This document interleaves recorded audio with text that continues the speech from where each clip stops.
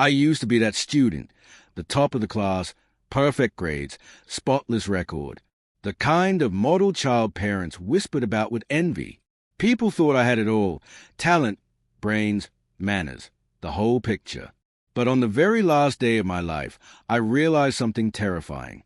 I wasn't the one with the spotlight. I wasn't the hero of this story. The real protagonist was Makoto, the delinquent, the so-called school bully. In the original story, he was a reckless bad boy who fell hopelessly in love with my childhood friend, Willow, the cold, untouchable beauty everyone admired. He chased her, fought for her, changed for her. Their love was messy, magnetic, and painfully beautiful. And me? I was just the extra, the background character fated to die young, nothing more than the catalyst for their love story. I never even liked Willow that way, but fate didn't care. To Makoto, I was a pretentious show-off, the golden boy born with all the privileges he didn't have. He'd sneer at me and say, "George, don't get cocky. If I ever took studying seriously, you'd never stand a chance." When I warned Willow to stay away from him, he thought I was looking down on him. And because of him, she started to think so too. Slowly, she drifted away, and I stopped trying. But fate has a cruel sense of humor. Maybe Makoto saw me as a rival.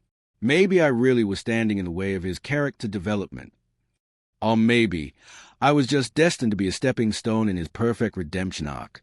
On the night before our college entrance exams, I died in a rain-soaked alleyway under a broken streetlight. They found my body the next morning. I was 18, a life just about to begin, snuffed out before anyone could even understand why. What no one knew was that Makoto caused it. He'd angered a group of thugs, and when they cornered him, I just happened to walk by. He called out to me, acting friendly, used me as bait to get away. "Wait here," he said, guilt flickering in his eyes. "I'll get help." But he never came back. The gang turned on me instead. Their fists came down like a storm. I fought back, stumbled, and my head hit the stone steps. Then, silence. The world faded, and I never woke up again.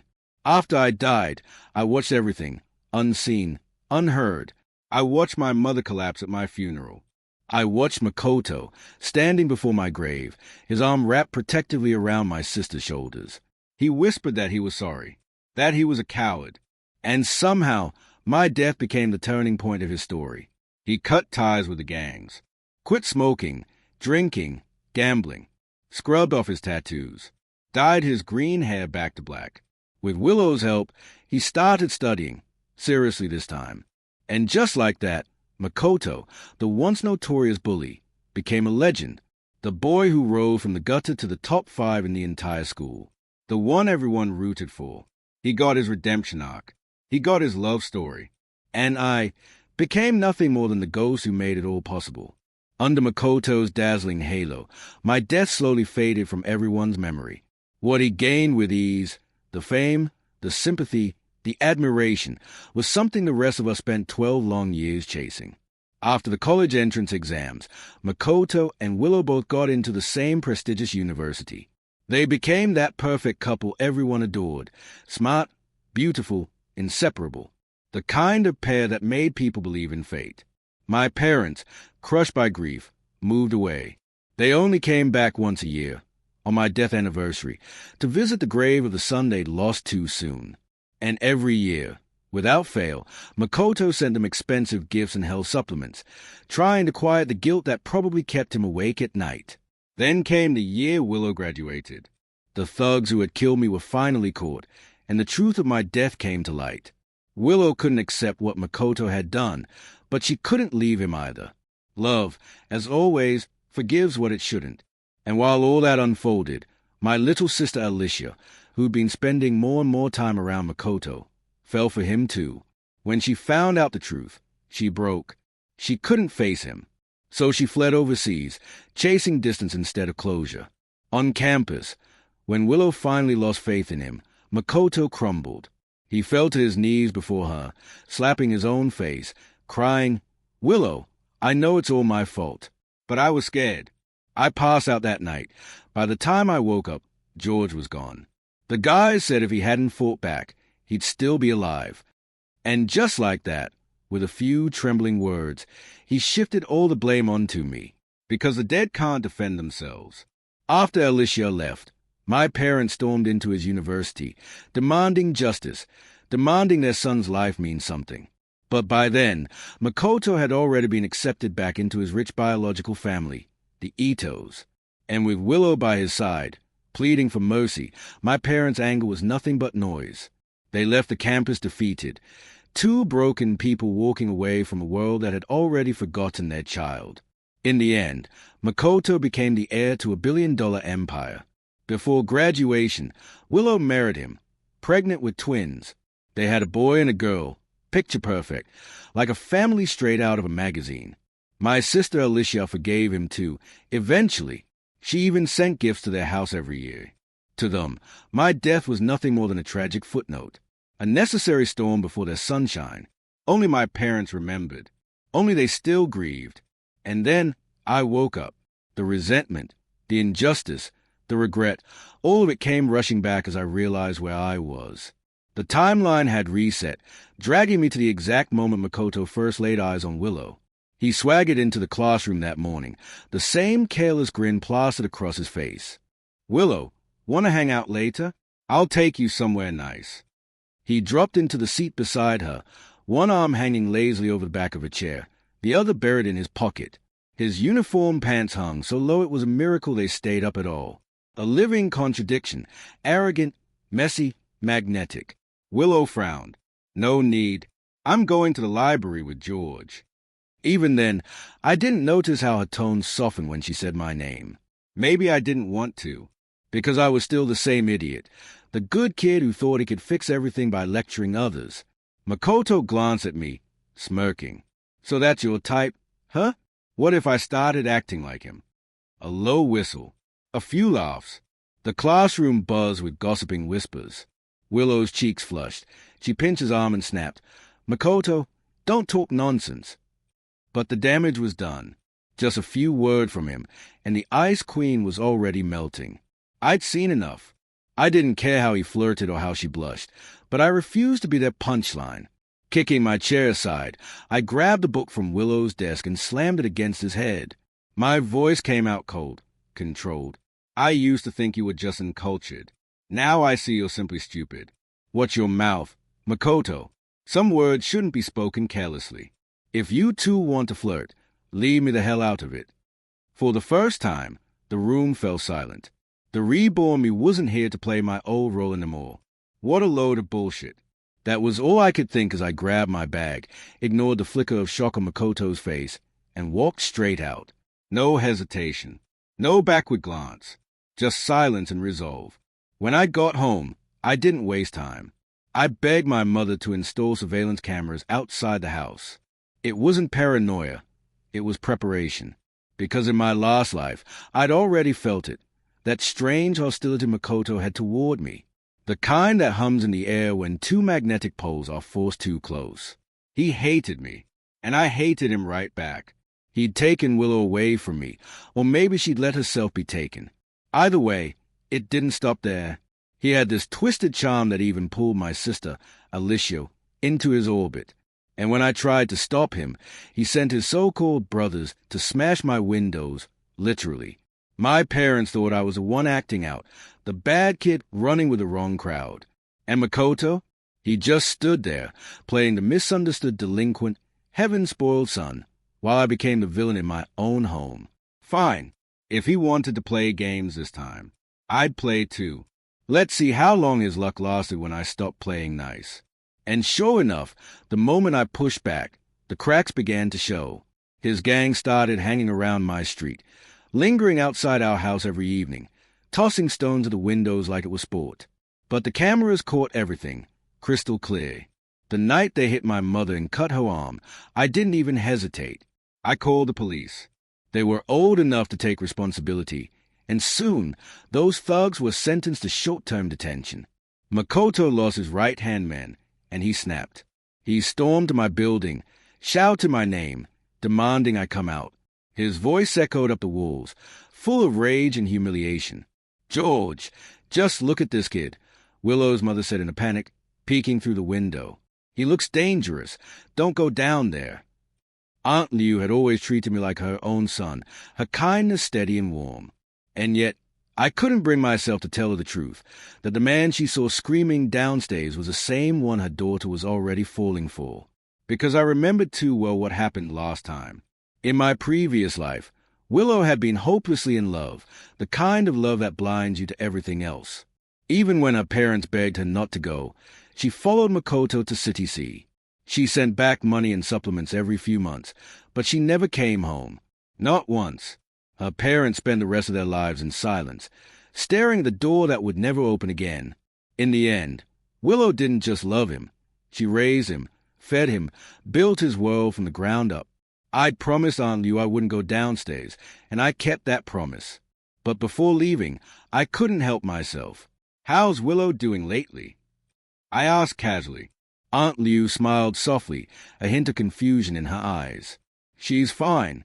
Lately, though, she giggles to herself a lot. I have no idea why. Did something happen? I shook my head. Nothing. Just noticed she's been walking home alone lately. Got a little curious. That's all. More than 10 years of friendship. Gone. 2 months when Makoto had already rewritten everything between us. Outside, Makoto kicked the wall hard enough to make the building shudder, then limped away in frustration. For the first time, he was the one walking off defeated. The cracks in the perfect girl, it didn't take long for Aunt Liu to uncover the truth. My mom told me later how Aunt Liu had found a small, beautifully wrapped box hidden in Willow's drawer. Inside was a delicate bracelet, a birthday gift from Makoto, Willow's favorite thing in the world. Even years later, when she married into wealth, she still wore it, the faded token of love from a teenage rebellion. That night, my mom scolded me. She tugged my ear, half worried, half exasperated. Don't even think about getting into any puppy love, George. Your father's already upset. He was pacing the whole night, worried you'd follow the same path. And poor Aunt Liu, she cried all night. You should have seen her. Then she sighed. We all thought Willow was just quiet and reserved. Turns out she's just selective. For that thug, she actually yelled at her mother, said horrible things, completely broke her heart. Mom shook her head, unable to understand. Why do girls lose themselves like that? For someone like him? I wanted to tell her that history was already repeating, that her own daughter, Alicia, would one day do the same, that she, too, would fall for Makoto, forgive him, and call it love. But I stayed quiet. Instead, I forced a smile and asked softly, Mom, who exactly is Willow in love with? She told me. I don't know. She won't say anything. Your Aunt Liu's planning to go to the school tomorrow to ask around. I just nodded. There wasn't much left to say. Because of Makoto, Willow, the girl who used to be the model of obedience, was now rebelling for the first time in her life. She was desperate to make everyone see Makoto the way she did, as if his flaws were just shadows cast by misunderstood light. George, she pleaded one evening, could you help me talk to my parents? They always listen to you. Please, help Makoto. He doesn't deserve to be hated like this. I said nothing. I could help anyone but him. Because no matter how much time passed, I could never forget the way Makoto had ruined me, the way he let me take the blame, the way that one act led to my death. In my previous life, my parents had no one left to lean on in their old age, all because of him. Willow grew restless, frustration curling in her voice.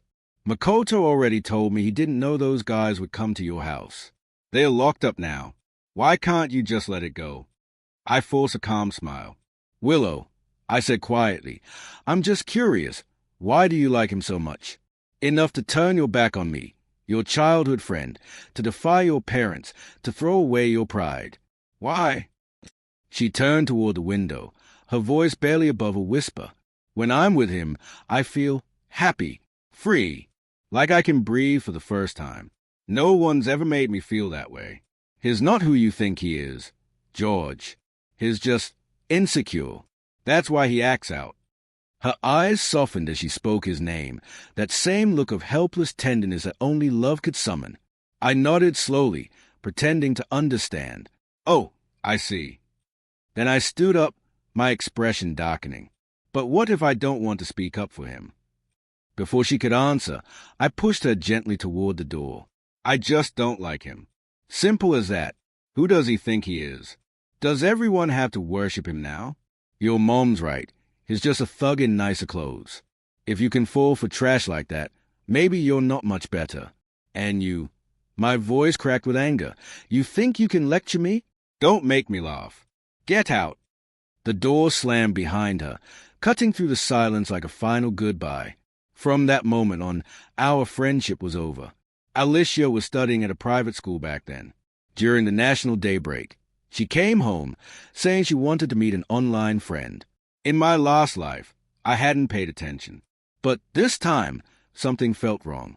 A chill crawled up my spine. Could it be Makoto? She noticed my silence. What's with you, brother?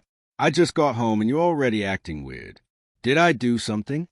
She tugged at my sleeve playfully, just like when we were kids. I could still remember her tiny hands holding out the coins from her piggy bank, begging me to stay a few more days. I took her luggage and asked quietly, "Do you even know who this online friend is? A boy or a girl?" She grinned. "Not sure, but we get along really well. We talk about music, movies, hobbies, pretty much everything."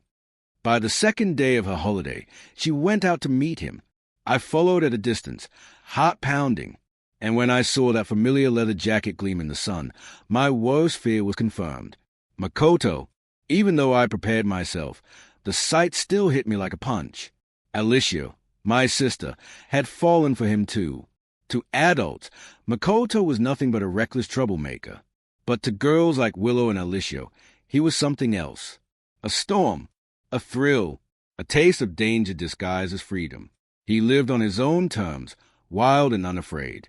And that defiance, that illusion of independence, was intoxicating. I watched from afar as he handed Alicia a crystal ball, a cheap trinket that sparkled like it held the world inside. They laughed together, played go-karts in the mall, her smile brighter than I'd seen in years. When they stepped out, I couldn't hold back anymore. I walked straight up to them, my jaw tight. "Alicia." She froze when she saw me. "Brother," she whispered, guilt flashing in her eyes. And Makoto, that smirk of his fading, finally realized who I was. Makoto glanced between Alicia and me, his expression slowly shifting as realization dawned. "So George is your brother," he said, letting out a dry laugh, gum rolling on his tongue. His voice turned sharp. "Didn't realize that. Then let me give you some advice. Don't stick your nose where it doesn't belong. If people don't like you, don't force yourself in. And sneaking around behind others' backs?" He smirked. "That's just pathetic." He never said Willow's name, but he didn't need to. I could hear it. His anger, his contempt, like venom laced between every word. He thought I was the one who'd told her parents about him, that I'd done it out of jealousy. Alicia looked at me, confused, but I smiled faintly. My voice, though, had gone cold. "Makoto," I said evenly, "you want to talk about being despicable? Let's talk. Sending your little gang to vandalize my house while you hide behind them, then pretending you had nothing to do with it. How's that for cowardly?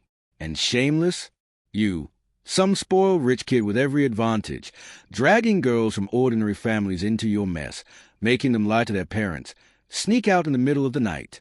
Tell me, how long did you think you could keep that up before someone noticed?" Makoto's grin cracked.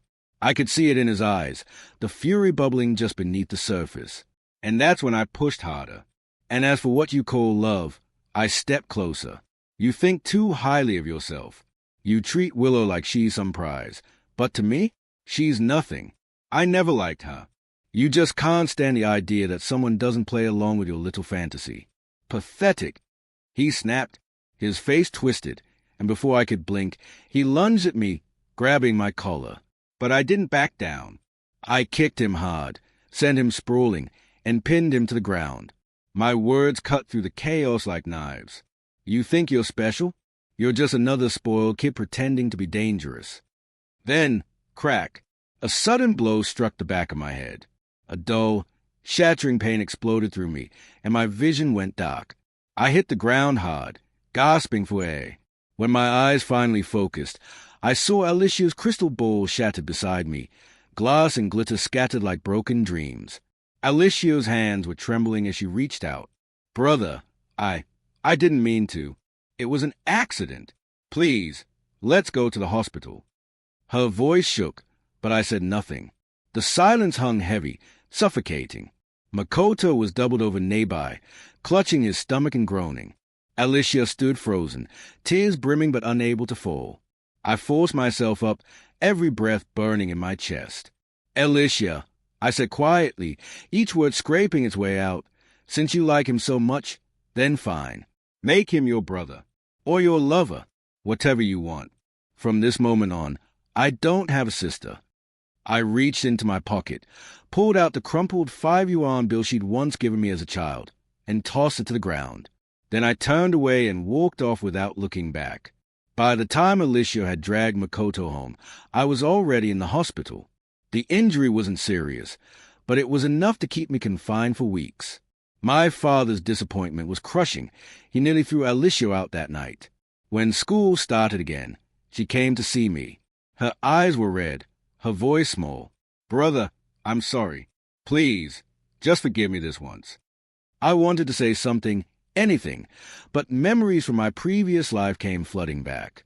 The way she'd abandoned our parents for Makoto, the way she followed him overseas, proudly calling herself godmother to his and Willow's children, like it was something to be proud of. The disgust in my chest was too heavy to swallow. So instead of answering, I stood and quietly walked to the bathroom. Silence was my refusal. This time, though, fate shifted. The truth about that tangled triangle came out earlier than it once had. When Alicia learned that Makoto and Willow were involved, she cut him off completely. She even baked homemade snacks to apologize to me. I didn't eat them. I mailed them to Makoto under her old online friend name. A perfect little reminder of the adoration he thrived on. I spent the next month resting at home, healing both the wound and the quiet ache that lingered underneath it. By the time I returned to school, senior year had swallowed everything. There was no room left for drama. Still, rumors spread faster than fire. I heard that Willow and Makoto had been publicly reprimanded during the flag-raising ceremony for their little romance. And soon enough, everyone knew. The perfect girl, dating the neighborhood thug. Even if I'd wanted to stay out of it, some stories find you whether you listen or not. Aunt Liu was called to the school again and again, her face growing more tired each time. Makoto, who had no elders to keep him in check, couldn't have cared less. He shrugged off the lectures, the punishment, the looks of disappointment, as if none of it mattered. It was infuriating, but what could anyone do? In the end, the only people truly suffering were Willow's parents. George, my desk mate whispered one afternoon, grinning like he'd just discovered a secret. No wonder you don't walk with Willow anymore. So, how'd it feel being the third wheel before? Huh? I didn't even look up. I don't know. Don't care. Doesn't matter. I muttered, flipping a page in my workbook. Asked the people involved. He chuckled, but I'd already drowned myself in formulas and essays again. These days, I barely had time to breathe, let alone gossip about someone else's love story. They were the golden couple, destined for each other, blessed by fate. Even with their drama, they'd still get into the best universities. But people like me? Cannon fodder. If I wanted to get anywhere, I had to claw my way there. No shortcuts. No miracles. Just grind. Willow, come with me. I've got something good for you. The moment the bell rang for evening self-study, Makoto burst into the classroom, grinning wide, a gift box in his hand.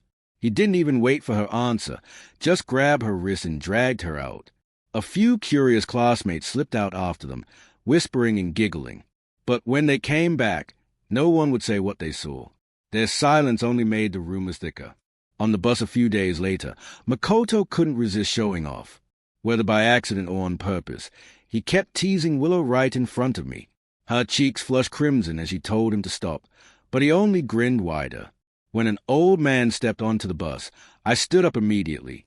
"Grandpa, please take my seat," I said politely. But before the man could move, Makoto slid right into it. He shot me a sideways glance and sneered. "Wow, so fake. You pretend to be a good student at school. Now you're pretending here too? Expressionless, I met his gaze. Trash doesn't need to pretend, I said quietly. No one would believe it anyway. Get up. I'll only say it once. Makoto's expression darkened, and for a moment I thought he might swing at me right there, but Willow grabbed his arm, frowning. Makoto, don't. This is a bus. With a click of his tongue, he finally stood and helped the old man sit down. I moved to the front of the bus, needing space from his arrogance. As I turned, my eyes met Willow's through the crowd. For a moment, neither of us looked away. Then Makoto stepped between us, blocking my view. I couldn't help but laugh, a dry, hollow sound, and turned to stare out the window. As exam season approached, Makoto actually seemed to tone things down, probably for Willow's sake. But word was, he'd been gathering more gang members outside school, reckless as ever. And that was when the day came. The day everything went wrong in my last life. This time, I stayed home. I didn't go out, no matter what. When my mom asked me to buy soy sauce like before, I faked a cough, claiming I wasn't feeling well. From my window, I saw Willow leaving her house across the street. Her steps looked strange, unsteady. My gut twisted. Something was off. By evening, the news came. Willow had been rushed to the hospital. Her right hand was shattered, destroyed completely. The very hand she needed for the college entrance exam the next day. Just like that, the girl everyone had admired fell from her pedestal. In the hospital corridor, Makoto sat slumped in a corner, eyes blank and hollow. When Uncle Liu arrived and saw him, he lost it. He lunged at Makoto, shouting, until the hospital staff dragged him back. If they hadn't, I think he might have killed him. In my previous life, the person hurt that day wasn't Willow. It was me. And because of that, everything had spiraled differently. Now, seeing her pale and broken in that hospital bed, even Makoto's face had changed. Gone was the smug indifference. In its place was something darker, heavier. He rallied his gang, promising revenge, but that vengeance only pushed him further off the edge. He started spending nights in bars, drinking, smoking, drifting closer to the underworld he once just flirted with. When the day of the college entrance exam finally came, I sat in the quiet exam hall, sunlight spilling through rain-washed windows. For the first time, I felt calm. I wasn't the ill-fated boy anymore, the one everyone pitied. For once, my story felt like it might belong to me. The 2 days of the exam passed in a blur. But that night, my body betrayed me. Fever raged through me, burning so hot I could barely move. And in the haze of that fever, I dreamed again of the life I thought I'd left behind. Makoto and Willow, older now, were camping beneath a sky full of stars. Their 2 children ran circles around them, laughing, calling out Mom and Dad as the fire crackled beside them. Even in dreams, fate had a way of mocking me. Makoto had changed. Gone was the wild, reckless boy who used to pick fights for fun. Now, he was calm, gentle even. The way he brushed the hair from Willow's face, the way he pulled her close when she sneezed, it was as if all the chaos in him had melted into tenderness. They smiled at each other beneath the soft evening light, 2 kids who had grown into something steady, something beautiful. Their children's laughter danced through the air, turning the scene into a picture so perfect, no one would dare disturb it. But fate, cruel as ever, doesn't wait for beauty to settle. A man appeared out of nowhere, face hidden, body wrapped tight in layers of cloth. He moved straight toward them. There wasn't even time to scream. One deafening explosion tore through the peace, flames clawing at the sky. In a single instant, the warmth, the laughter, the life, all of it, was gone. The entire family of 4, and the stranger who caused it, vanished into fire. Maybe that was how it was always meant to end. Maybe that was a true closing chapter of my past life. Thinking of that, the bitterness inside me began to fade, because in the end, everyone meets their fate. Good or bad, it all comes back around. When I woke up, 3 days had already passed. My body felt like it had been to hell and back. My parents were at my bedside, eyes red from crying. Mom was half scolding, half sobbing as she wiped her face. I told you not to kick off the quilt at night. But no, you wouldn't listen. And now look at you, hooked up to an 4. Whose fault is it? Huh? I groaned, rubbing my forehead. Oh, Dad, your wife's bullying me again. Dad laughed, shaking his head. You rascal. If your mom's teaching you a lesson, you probably deserve it. The room filled with laughter, light and warm, and for the first time in a long while, I felt free. The heavy weight I carried through 2 lives seemed to lift off my chest. My memories of that old life, the pain, the regrets, began to blur, fading like mist in sunlight. When I was finally discharged, I stopped by Willow's ward. She sat by the window, a book open in her lap. Her right hand was wrapped in a thick cast, her movements slow and clumsy. Because of Makoto, things between us had grown awkward. Too many words left unsaid, too many scars beneath the surface. I cleared my throat. Are you going to repeat senior year? She nodded lightly. M.M. Her eyes dropped, her voice small. After a pause, she asked, How did you do on the exam? Was it hard? I thought for a moment. Pretty good, I said finally, forcing a smile. If nothing goes wrong, I should get into my ideal university. Her face froze for a second, the light dimming in her eyes. My words had hit where I meant them to. A quiet, clean revenge, not out of hatred, but balance. In my last life, she'd made my parents suffer deeply. This time, I'd simply returned the favor with honesty that cut. Now that I'd survived, she and Makoto could live out their drama however they liked. I was done being part of it. Because Aunt Liu had kept a close watch, Willow hadn't seen Makoto in 2 days. Before I left, she hesitated, clearly wanting to speak. I pretended not to notice, already halfway out the door. Then came her voice, soft and uncertain. George, could you please tell Makoto not to blame himself? I never held it against him. What I said that day, it was just out of anger. I stopped, turned slightly, and shut it down. No. Then, spotting Alicia walking down the hall, I smiled faintly. But there's someone else who might be happy to pass your message. After all, she's got her own history with Makoto. Alicia caught up, her tone calm and casual. Brother, Mom and Dad asked me to call you home. I pointed toward Willow. She wants to talk to you. I'll wait at the entrance. When Alicia finally came out, her face was unreadable. I couldn't tell if she'd actually go see Makoto later, or if she was pretending not to care. At a red light on our way home, she broke the silence. Brother, do you really dislike Makoto that much? Can I ask why? I looked out the window, voice even. It's not that I hate him. I just can't bring myself to like him. Some people just don't fit. Oil and water. She stayed quiet, so I added, if you really like him, if you want him as your brother-in-law, then move out with him. Don't bring him home. We won't accept him. Mom and Dad feel the same. Her voice trembled a little. Brother, what are you even saying? He's Willow's boyfriend. Makoto and I are just friends, online friends. I gave a small shrug. Whatever. It's none of my business anyway. And with that, the conversation ended, just like everything else that used to matter. Out of habit, Alicia reached for my sleeve, that old playful tug she used to do when things were still easy between us.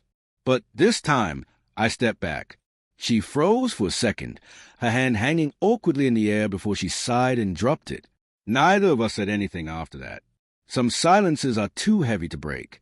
A few weeks later, when the university admission letters arrived, I happened to run into Willow and Makoto arguing downstairs. It was the same old story, Makoto's jealousy flaring like a bad habit he couldn't quit. He accused her of avoiding him, of seeing someone else. Willow snapped back, exhausted. Makoto, we're both repeating senior year. Shouldn't we focus on studying? Even if I'm at a different school, we can still review together. We promised we'd aim for the same university. But Makoto wasn't listening. He never really did. His smirk came first, followed by the careless shrug of someone who thought time would always wait for him. Relax. School hasn't even started. Let's have some fun before it does. Once classes begin, I'll study. I promise. No more bars. Of course, everyone knew he'd just landed a part-time gig as a bar guitarist, the kind of job that drew crowds of girls and kept him from growing up. No wonder Willow was worried. Because I hadn't died this time, everything had shifted. The whole world seemed to be rewriting itself. Willow was stuck repeating the year, and Makoto was still spinning in circles, too stubborn to realize what his life was turning into. As my own departure day crept closer, my parents grew quieter, holding on to me a little tighter each morning. On the last day before I left, Mom burst into my room at dawn, tears already streaming as she hugged me so tightly I could barely breathe. "Mom, you're crushing me." I laughed weakly. "Look, I know I've worried you, but you've raised me all the way here. If you don't get some return on your investment, that'd be a real loss, right?" She sniffed, blinked, then swatted me on the head. "Nonsense. Get up already. What kind of lazy kid are you?" Even through my sleepy haze, I saw her shoulders tremble as she turned away. When she came back later, pretending nothing had happened, her eyes were still red around the edges. Dad was at the table, smiling too much, ladling extra rice into my bowl. "Eat more. Son, look at you. You're getting skinny." I nodded. "All right, Dad. Thanks." But my throat tightened. Before I knew it, tears had slipped into my food, and I looked like a child again, trying not to cry over something I couldn't even name. Neither of them went to work that day. They spent it packing my things, arguing over which shirts I'd actually wear, pretending this was all ordinary. That night, Dad clapped me on the shoulder. "One last match," he grinned, challenging me to an arm wrestle like when I was a kid. I won. Barely. This time, he didn't pretend to lose. He smiled, eyes soft. "You've grown so fast. Your mom and I, we're just happy you're safe. George, that's all we've ever wanted. Stay healthy. Stay happy. We'll always love you." I hugged him, holding on a little too long, not realizing how much those words would echo later. In my last life, I'd left them with grief that never healed. This time, I was leaving too, but at least I was alive to say goodbye. The next morning, I noticed more white strands at their temples. Time had moved faster for them than I'd realize. Since my university was still in the province, they came along to help me settle in. Mom fussed over every little thing, my bedding, my meals, even which direction my desk faced. She kept reminding me of everything as if I were moving to another planet. "Take care of yourself. Son, don't catch a cold. Don't skip meals," she said, voice trembling. When it was time for them to leave, I stood at the gate, watching their figures slowly shrink into crowd. Something in my chest ached. "Dad! Mom!" I called out, but they didn't turn back. Maybe they couldn't. I watched until they disappeared completely, the morning sun glinting off the empty space where they'd just been. College life came at me fast. Crowded clubs, noisy dorms, a blur of new faces and late nights. I barely had time to think about Willow and Makoto anymore. It wasn't until weeks later that Mom mentioned it over a call. Her voice was quiet. "Because of that boy, Makoto, Willow's grades have dropped a lot." I didn't say anything. I just stared out my window at the city lights, thinking how every choice, every life, comes with its own price. The holidays had a strange rhythm this year, and it seemed to revolve entirely around Willow and Makoto. Their arguments were constant, their moods raw. Willow, once so bright and carefree, now seemed weighed down, lost in thought. Makoto, as unruly and reckless as ever, stirred insecurities in her with his careless charm and ambiguous attention to other girls. Their love was messy, far from the glossy perfection of a novel. It was raw, exhausting, and painfully human. One winter afternoon, as I was heading home, I caught Willow at the doorway, and to my surprise, she stopped and greeted me. It had been months since we'd spoken. Ever since she'd fallen into Makoto's orbit, our friendship had faded into the background of her new life. I nodded, about to step inside, but she hesitated. "George," she said softly, "I want to apologize for before. I never wanted to lose you as a friend." She paused, studying my face, then added, "Do you still remember when we were kids?" I cut her off before the memories could pull me in. "Willow, love requires two people to give. Friendship is the same. We can't go back." Her lips pressed together, eyes lowered, and she forced a small, apologetic smile. There was a weight in that smile, a quiet acknowledgement that her heart was tangled up in trouble, that her love with Makoto was far from simple. All through the holiday, I kept seeing them, arguing, laughing, quarreling, tangled in a love that seemed determined to hurt them both. Makoto, wild and unrestrained, flirting with anyone he pleased, pushing Willow to the edge. One day, exasperated, Willow looked him in the eye and said, "Makoto, let's break up." His shock was immediate. "No, I don't agree. You promised you'd never leave me." She held her ground, voice trembling but firm, eyes lowered to hide the grief she didn't want him to see. "My mom was right. We're not the same kind of people. You crave freedom. I want stability. I can't follow you to the places you go. We've argued too many times. I'm exhausted. Please, just let me go." Makoto, proud and hot-headed, didn't cling. His eyes darkened, his hand rose, and with a harsh slap, he let her know his disdain. In an instant, the chapter of their lives together closed. Willow poured herself into her studies, reclaiming the pride her parents had feared she'd lost. Makoto, insulated by wealth and indifference, drifted freely, chasing new faces and new thrills. For the first time, their paths diverged entirely, Willow to a northern university, Makoto to a new girlfriend and a life far removed from hers.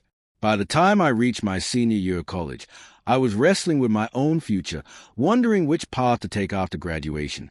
One afternoon, wandering to clear my mind, I found myself on a pedestrian bridge. A Taoist priest had set up a little fortune-telling stall. "Young man, want your fortune told," he called, his voice carrying across the chilly air. I smiled politely, ready to walk past, when he added, almost as if reading my soul, "Originally, your fate was short-lived, yet it has changed. Truly extraordinary." He stroked a beard that clearly didn't exist, and for a strange, inexplicable reason, I felt his words pierce straight through me. I stopped, pretending calm, and said, "I don't quite understand, Master. Perhaps you're mistaken." "Mistaken? Or perhaps not," he said quietly, peering into my palm. "Cause is fixed. Fate is variable.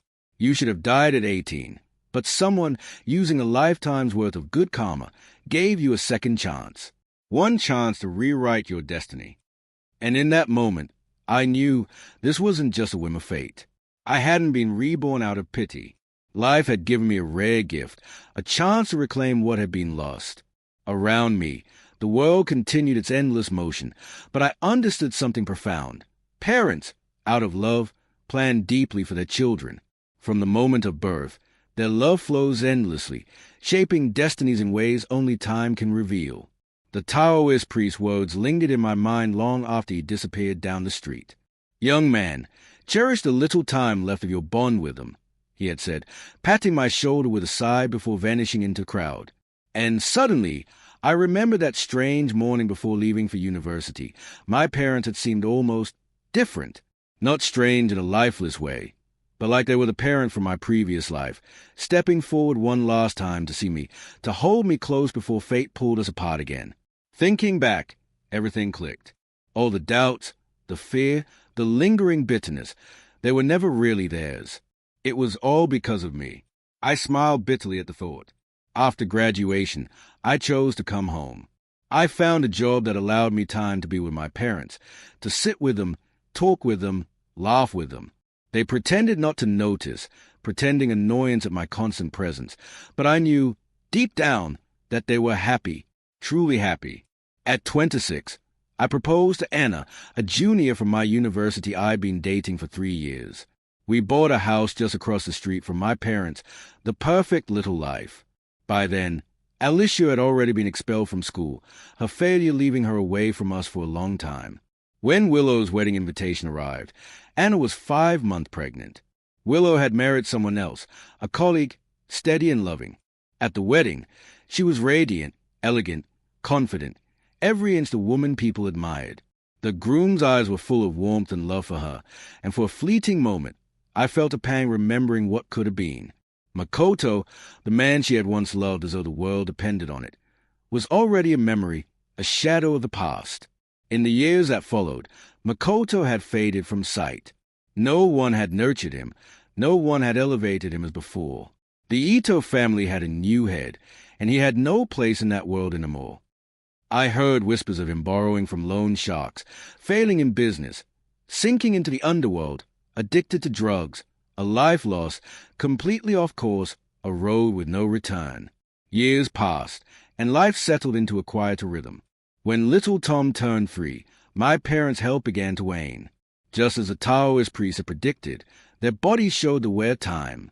I often thought, Mom, Dad, if I hadn't been born, wouldn't life have been easier for you? My voice would break, tears spilling freely. Mom would frown, shaking her head at my foolish guilt. Nonsense. You've been far more filial than your sister.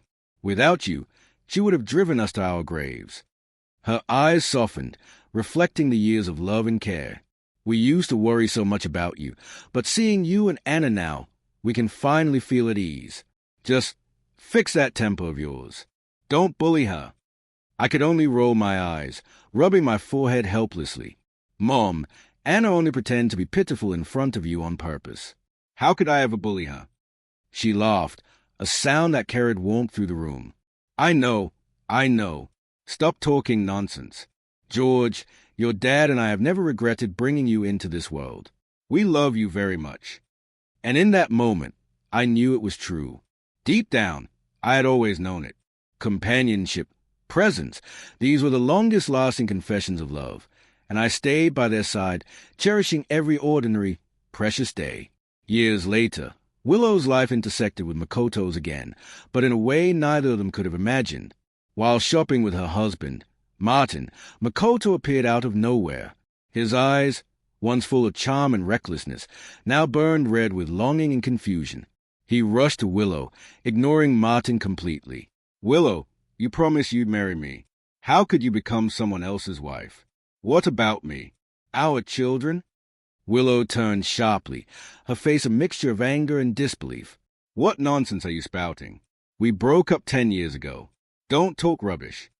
Makoto's voice cracked, hoarse with emotion. Honey, let me explain. Those kids are ours. We can do a paternity test if you want. Willow's gaze cut through him like ice. She looked at him as though he were a plague, and in that moment, the man who had once ruled her heart with reckless confidence realized the full weight of what had passed. Makoto's bitterness filled the air, but all he could do was stand there, haunted by memories of a life that had never truly been his to claim. Even now, even after 10 years, he didn't know the full truth, the tragedy that had taken his entire family. And perhaps, some truths were never meant to be revealed. Makoto couldn't accept it. The world he thought he knew had flipped upside down, and he was left stumbling in the ruins. George, the one he had always underestimated, hadn't suffered a single misfortune. On the contrary, it was Willow who bore the weight of his failures. He never made it to university. Their relationship crumbled early, and the Ito family, once proud and influential, no longer acknowledged him at all. He was alone, stripped of status, identity, and even the woman he once claimed as his. Once a high-spirited, wealthy heir, he now scraped by like a shadow of a man, despised, addicted, and looked down upon by everyone who remembered the boy he used to be. Confusion gnawed at him. How had he fallen so far? A fleeting thought of leaving the gang was met with a sharp slap from the boss. Makoto, you're nothing but a dog I raised. Don't even think about it, or I'll kill you. And so, he submitted, learning quickly to survive, clinging to the faint hope of finding Willow again. But when he finally did, she was with another man, their closeness undeniable. He had nothing, no power, no prestige, not even her. Desperation led him to seek George, the anomaly, the one who had somehow rewritten their fates. But George was gone, vanished from their world, leaving Makoto adrift in a sea of strangers. In his frustration and despair, Makoto lashed out. In front of Martin, he flaunted his past, boasting shamelessly about dragging Willow down, forcing her to repeat a year, and even recalling private details only someone who had lived with her intimately could know. Martin's face darkened with anger, and Makoto only laughed, daring him to respond. Pain, pride, and obsession drove him further. He spat blood onto the floor, laughed at his own ruin, because if he had to fall, he would fall all the way. After all, in his mind, Willow could only ever belong to him, but reality refused him. Martin, proud and intolerant of betrayal, filed for divorce, leaving Makoto alone to chase shadows. He harassed Willow, desperate to recreate a love that no longer existed. One night, a drunken Willow pressed a fruit knife to his throat, eyes blazing. "Makoto, what makes you think I would ever piece things back together with trash like you? You're a cursed star, born to ruin me. Can't you just let me go?" And in that moment, Makoto understood. Willow didn't love him anymore. Fate had hurled him from the clouds straight into hell, a fall swift and merciless. Death came again, and when his eyes opened, he was back in the memory of that camping trip, a family of 4 laughing under the sky. Relief surged, until an unbearable wave of heat struck him, a final, scorching reminder that this world, no matter how many times he tried, was utterly rotten. Even Alicia, from the first moment she saw Makoto, knew her heart had shifted. Something in him drew her in, a strange magnetic pull she couldn't explain. And yet, blinded by obsession, she had even harmed her own brother for him. The world whispered that she had gone mad, but in that madness, love and tragedy became inseparable.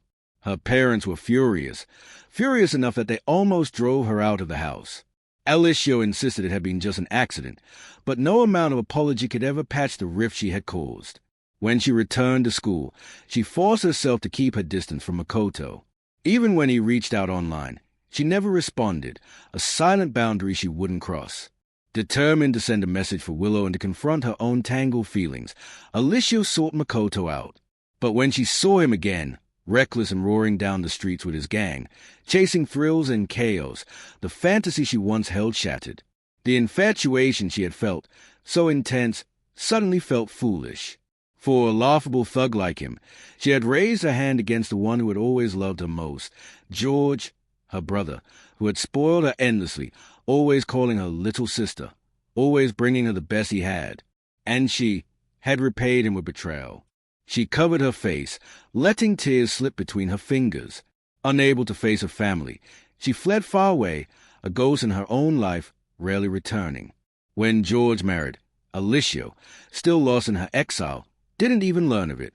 The world treated her as though she no longer existed, and she didn't dare contradict it. From the shadows, she watched, sending countless gifts home in desperate attempt at redemption, but George returned every single one. For years, she let herself drown in that regret, carrying it like a heavy shroud. Alone, she wandered through life, a lonely soul trapped in the echo of her own mistakes, miserable, pitiful, and painfully human.